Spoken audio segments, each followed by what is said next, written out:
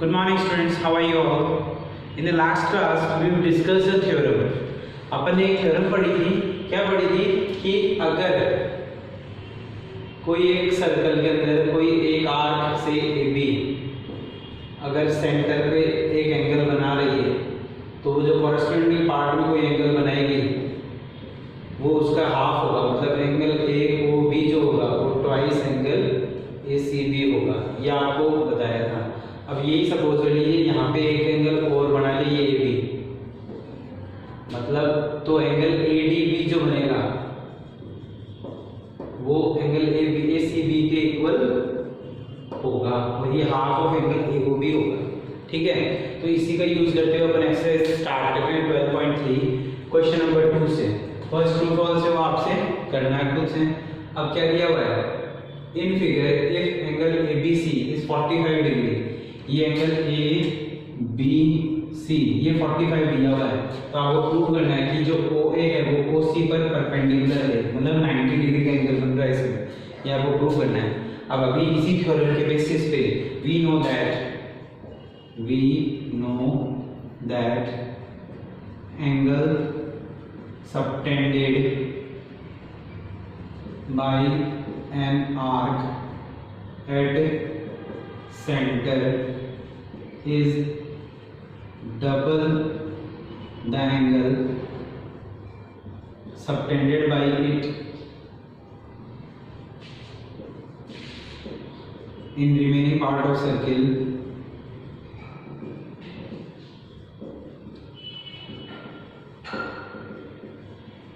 Therefore angle AOC जो होगा वो किसके बराबर होगा, ट्वाइस एंगल ABC के, which implies एंगल AOC बराबर 2 into ABC की वैल्यू कितनी 45 डिग्री, तो ये कितना हो गया 90 डिग्री, कितना हो गया 90 डिग्री। अब अगर ये 90 डिग्री का एंगल हो गया तो मैं क्या लिखूंगा 10 OA is perpendicular on OC, OA क्या है OC पर परपेंडिकुलर है। समझ आ गई बात? ओके स्टूडेंट्स, अब अपन थर्ड क्वेश्चन कर रहे हैं। इसमें क्या दिया हुआ है, if O is circumcentre of triangle ABC and D is midpoint of base BC।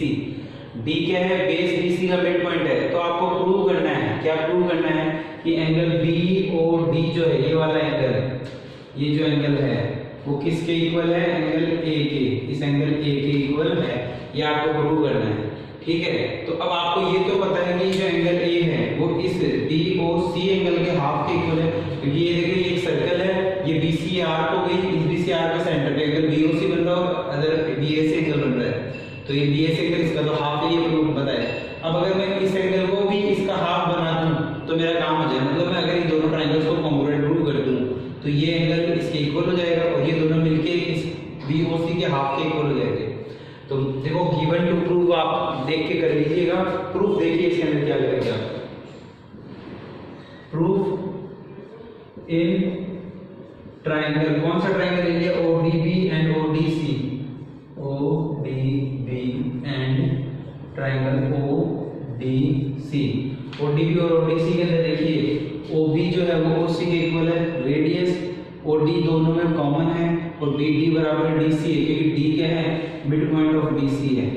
ठीक है, तो OB बराबर OC, OD equals to OD common, ये तो कॉमन हो गया, ये रेडियस हो गई और BD बराबर CD, क्यों, D is midpoint of BC, D क्या है BC का मिड पॉइंट है, तो SS कॉन्ग्रुएंसी दोनों कॉन्ग्रुएंट हो गए।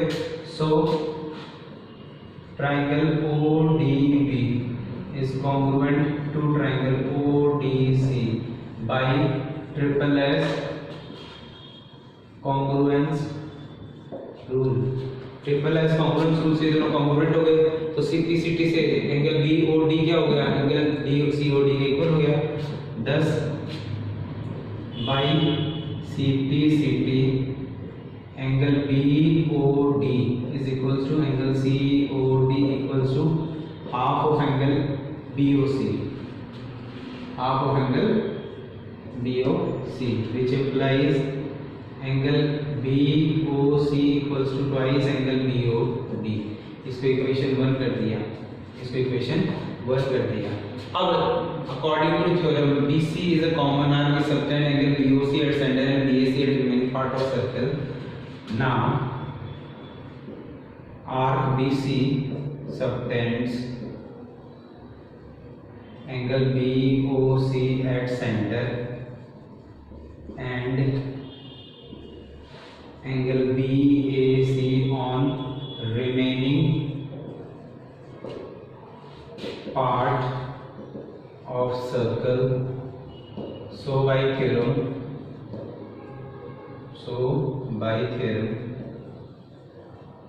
अब मेरे को एक चीज बताऊं आपको, मैंने तो लिख दिया यहाँ पे सो बाय थ्योरम, आपको स्टेटमेंट लिखनी पड़ेगी, ठीक है, क्योंकि एग्जामिनर को नहीं पता कौन सी थ्योरम की बात कर रहे हो आप, तो आपको थ्योरम लिखनी ही है यहाँ पे, ठीक है।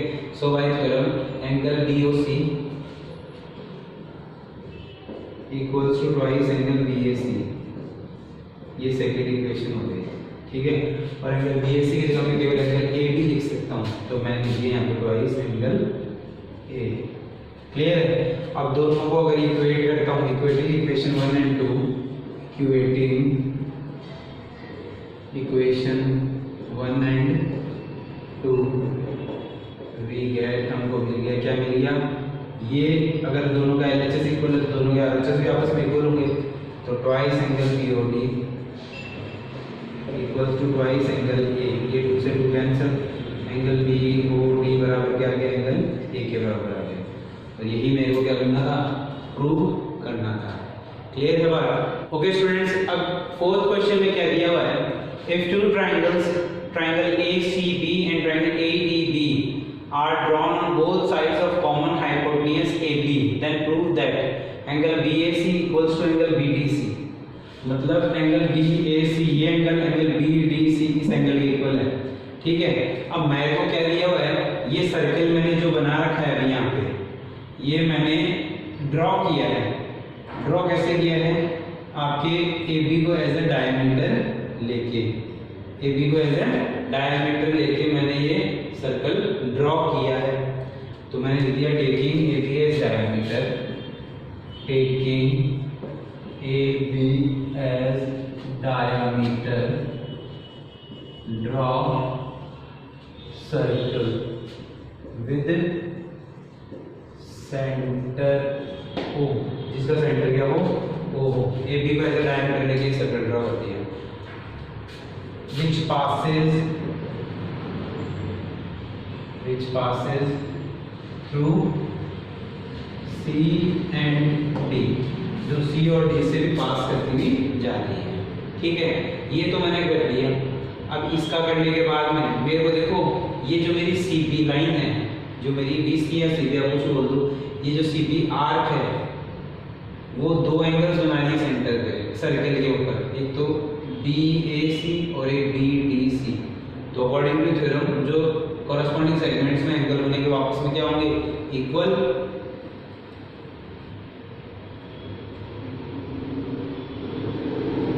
ठीक है, तो अपन लिख देंगे now angle subtended by minor arc BC in corresponding segment are equal, therefore angle BAC is equals to angle BDC।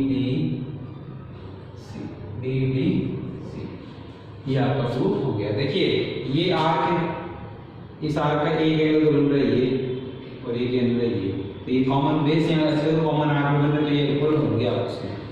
Clear है। ओके स्टूडेंट्स, अब फिफ्थ क्वेश्चन कर रहे हैं।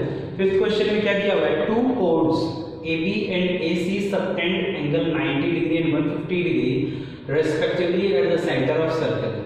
Find angle BAC if AB and AC lie on opposite side of center. ये centre है, इसके opposite sides पर AB और AC दोनों कोड आएंगे। ए बी जो बोर्ड है वो सेंटर पे ए ओ बी एंगल बना रही है 90 डिग्री, और ए सी जो बोर्ड है वो सेंटर पे एंगल बना रही है 150 डिग्री का। क्लियर है? अब आपसे पूछा गया है इस बी ए सी का एंगल बताओ। ठीक है, अब आपको पता है कि जो सेंटर का एंगल होता है वो कितना होता है 360 degree. We know that centre angle is of 360 degree. Centre angle कितने का होता है 360 डिग्री का होता है। तो therefore angle AOB plus angle AOC plus angle BOC बराबर 360 डिग्री। अब AOB 90 है, AOC 150 है, तो ये दो की वैल्यू तो है आपके पास 90 degree plus 150 degree plus angle BOC बराबर 360 डिग्री। तो एंगल BOC की वैल्यू क्या हो गई 360 डिग्री माइनस इन दोनों का सम, वो कितना हो गया 240 डिग्री। तो एंगल BOC कितना हो गया 360 माइनस 240 कितना हो गया 120 डिग्री। कितना हो गया 120 डिग्री। अब आर्क BC सेंटर पे एंगल BOC बना रही है और सर्किल पे एंगल BAC बना रही है, तो जो BAC एंगल वो BOC का हाफ होगा। We know that now arc BC subtends angle BOC at center and angle BAC on remaining part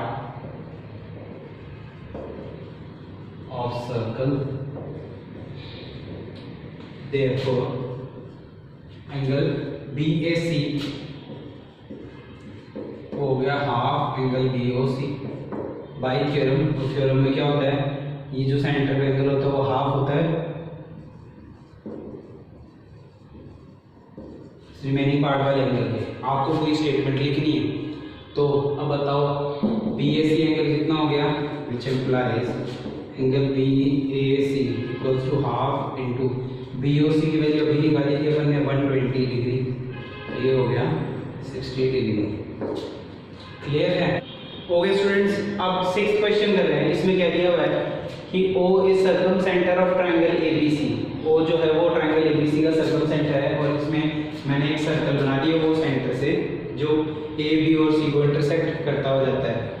ठीक है, ये जब आप कंस्ट्रक्शन वाला चैप्टर नंबर 14 करोगे तब आपको ये समझ में आ जाएगा कि O से जब आप कोई सर्कल ड्रॉ करोगे AB और OC डिस्टेंस से, तो वो इसके तीनों वर्टेक्सेस को इंटरसेक्ट करता हुआ टच करता हुआ जाएगा।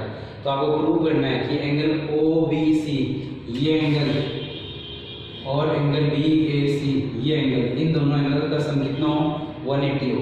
ठीक है, तो आप क्या करोगे, इनको मैं लेट कर देता हूँ। लेट ये तो हो गया मेरा एंगल X, ये X है, ये X है, क्योंकि देखो ये दोनों रेडियस हैं और ये OBC एक ट्रायंगल बनता है, और दो साइड्स आपस में करोगे तो अपोजिट एंगल्स भी आपस में क्या होंगे इक्वल होंगे।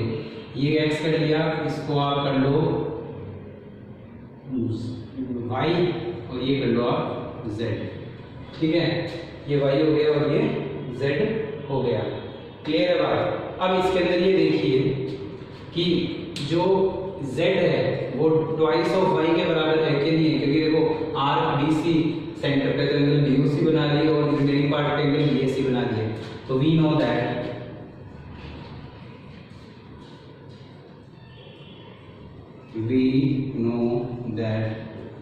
angle subtended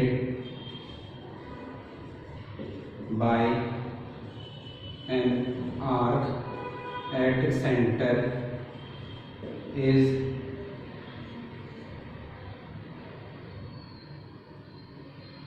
double of the angle subtended by it in remaining part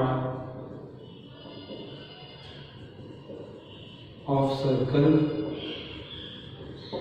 Now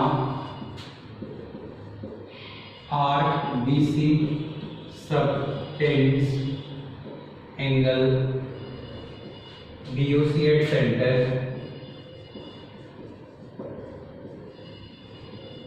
and angle BAC on remaining part of circle.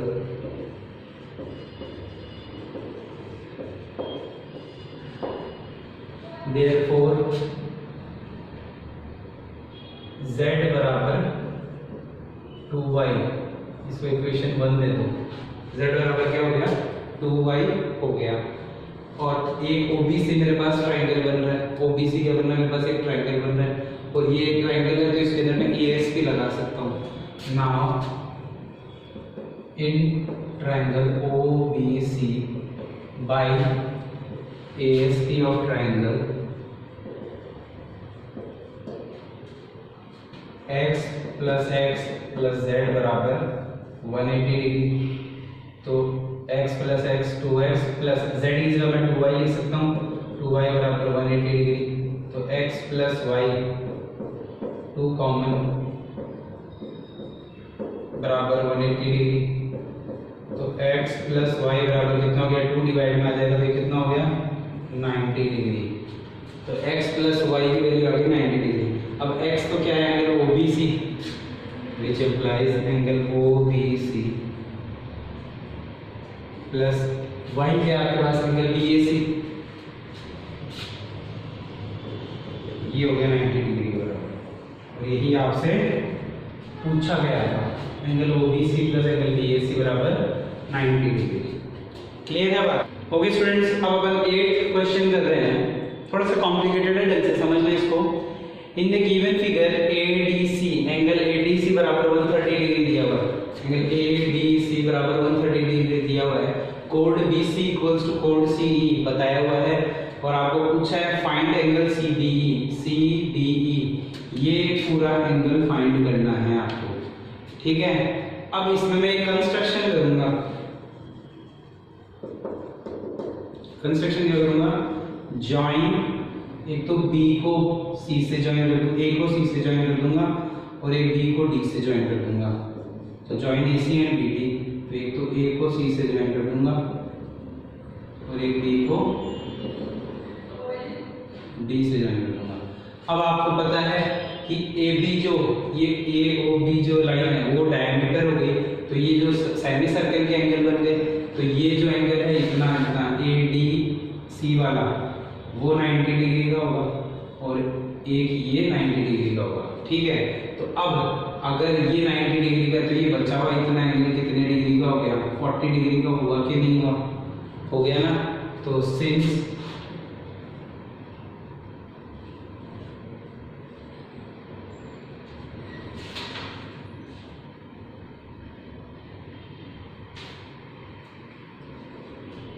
Angle ADB equals to 90 degree, तो इसका रीजन क्या लेंगे, एंगल इन सेमी सर्कल,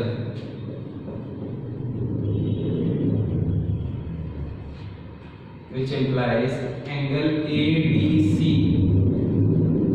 तो ADB plus angle BDC बराबर angle ADC, ADB plus angle BDC equals to angle ADC। अब angle ADB की value कितनी है 90 डिग्री प्लस एंगल BDC की वैल्यू कितनी है 40 डिग्री, सॉरी ये मैं फाइंड करूंगा, बराबर 130 डिग्री। तो एंगल BDC कितना हो गया 130 में से 90 हो जाएगा माइनस हो जाएगा 40 डिग्री, ठीक है। अब ये एक आर्क है, आर्क BC, ये देखिए ये रिमेनिंग पार्ट पर कहाँ पर एंगल प्रोड्यूस कर रही है, एक तो एंगल बना रही है BEC, एक तो ये एंगल बना रही है, दूसरा BDC ये एंगल बना रही है और तीसरा BAC ये एंगल बना रही है, ठीक है। ये तीनों एंगल क्या होंगे आपस में इक्वल होंगे, ठीक है। तो now arc BC subtends angle कौन सा सबटेंड दे दिए, BEC, angle BEC, angle BAC, angle BAC and angle BDC in remaining part of circle.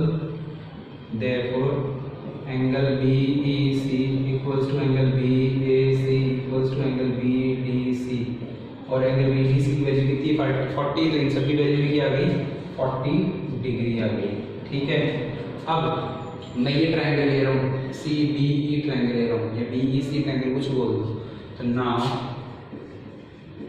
In triangle BEC, इसके अंदर देखिए इस BEC ट्रायंगल के अंदर ये जो BC और BE है ये दोनों इक्वल कोड्स हैं, मतलब side BC equals to side BE equals to BC। अब आपको पता है equals in side subtend equal angles, sorry angles opposite to equal sides are equal, पापा लिख देंगे since angles opposite to equal sides are equal, therefore angle BEC equals to BCE, angle BCE equals to angle BEC बराबर 40 degree. तो ये दोनों अगर 40 degree हो तो अब अपन इसमें ASP लगाएंगे। Now ASP in triangle BCE, now ASP in triangle BEC we get, हमको क्या मिल गया, angle BEC plus angle BCE plus angle CBE बराबर 180 डिग्री और इन दोनों की वैल्यू 40 तो 40 degree plus 40 degree plus angle CBE बराबर 180 डिग्री, 40 80 हो जाएगा, माइनस हो जाएगा, तो एंगल CBE बराबर कितना आ गया 100 डिग्री और यही आपको फाइंड करना है। क्लियर है बात? ओके स्टूडेंट्स, अब आपका ये लास्ट क्वेश्चन है, क्या दिया हुआ है in figure AOB is a diameter, AOB जो है वो एक क्या है, डायमीटर है सर्कल की, and CDE are 3 points on semicircle. ये इस AOB सेमी सर्कल के 3 सर्कल फ्रेम्स पे पॉइंट हैं, आपको फाइंड करना है angle ACD plus angle BED, इन दो एंगल्स की वैल्यू फाइंड करनी है। ठीक है, तो जब ये फाइंड करनी है तो इसके लिए आप क्या करोगे, आपको एक तो कंस्ट्रक्शन करना पड़ेगा। क्या करना पड़ेगा? कंस्ट्रक्शन। वो क्या है? Construction join AE, join AE, ये E को आप ज्वाइन करेंगे सबसे पहले तो। ठीक है, और एक इसमें जो नेक्स्ट एक्सरसाइज में आप साइक्लिक कोऑर्डिनेटर पढ़ने वाले थे, साइक्लिक कोऑर्डिनेटर, उसकी प्रॉपर्टी आ गई अभी। क्या था साइक्लिक कोऑर्डिनेटर की? साइक्लिक कोऑर्डिनेटर मतलब एक सर्कल के अंदर एक कोऑर्डिनेटर। ठीक है, तो इसके जो अपोजिट एंगल्स होते हैं, चाहे ये दो मान लो चाहे ये दो मान लो, इनका सम क्या होता है 180 होता है। मतलब अगर A B C और D है तो angle A plus angle C बराबर 180 होता है और angle B plus angle D बराबर 180 होता है। वो यहाँ पे यूज करेंगे कैसे? मैंने क्या किया, एक E को ज्वाइन कर दिया, AE को ज्वाइन कर दी और AOB क्या एक डायमीटर है, तो ये जो एंगल हो गया ये तो 90 डिग्री का हो गया क्योंकि सेमी सर्कल हो गया। ठीक है, AOB is in semicircle, angle is in semicircle, तो we know that no angle AEB बराबर 90 डिग्री। क्यों? क्योंकि ये हो गया एंगल इन सेमी सर्कल। ठीक है, ये तो हुई मेरी इक्वेशन 1। और दूसरा, अभी मैंने बताया कि अपोजिट एंगल्स का सम 180 होता है साइक्लिक कोऑर्डिनेटर के अंदर। तो देखिए ACDE ये भी एक साइक्लिक कोऑर्डिनेटर बन गया, तो इसका एंगल C और एंगल E ये वाला, इनका सम कितना होगा 180 degree. Now ACDE is a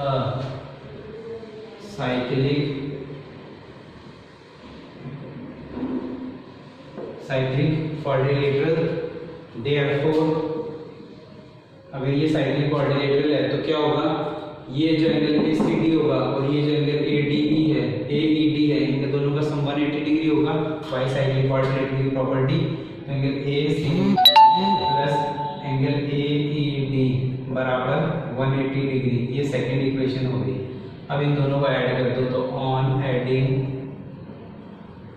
equation first and second we get, हमको क्या मिला, angle ACD plus angle AED plus angle AEB बराबर 180 degree plus 90 degree, which implies angle ACD, तो एंगल ACD रह गया प्लस, ये तो मेरे को प्रूव करना है, एक BED। अब देखो एंगल AED और एंगल BEA या AEB, ये एंगल BED का फॉर्मेशन नहीं करते, क्या कर रहे हैं, प्लस एंगल BED, इन दोनों का सम कितना हो गया, 180 प्लस 90 270 डिग्री, और यही आपको फाइंड करना था।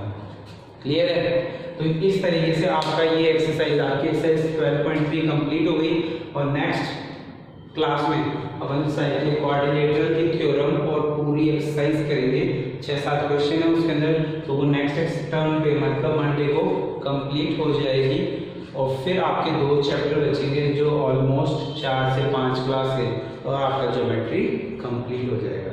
ठीक है, तो almost with in 8 to 10 classes आपका कोर्स कंप्लीट हो जाएगा। ठीक है, अब आप अपना होमवर्क कंप्लीट कर लीजिए, और कोई भी डाउट हो तो मेरे से पूछ लीजिए। क्लियर है? Thank you.